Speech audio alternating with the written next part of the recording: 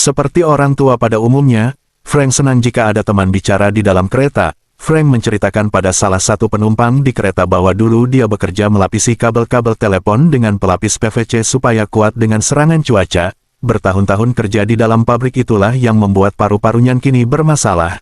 Setelahnya Frank memperlihatkan foto anak-anaknya. Betapa bangganya dia dengan anak-anaknya itu. Frank pun akhirnya sampai di New York. Waktu itu malam dengan menggunakan taksi dia pun pergi ke apartemennya David.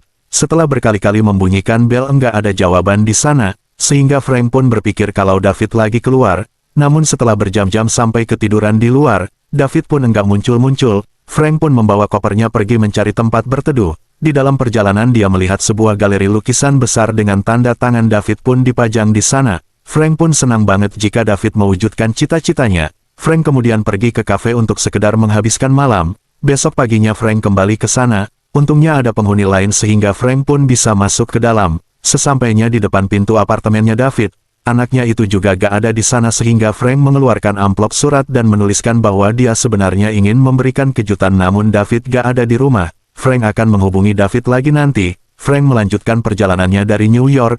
Frank melakukan perjalanan berhari-hari ke Chicago. Frank menuju rumah Amy anaknya, yang merupakan seorang eksekutif sukses. Frank pun bertemu dengan cucunya yang bernama Jack. Dia pun diberitahu kalau ibunya lagi ada di belakang. Frank kemudian memanggil Amy. Terbayang di matanya dia tengah memanggil perempuan kecil yang dia rindukan. Amy pun kaget karena Frank datang. Dia juga kaget kalau saudara-saudaranya juga enggak datang di reuni keluarga kemarin.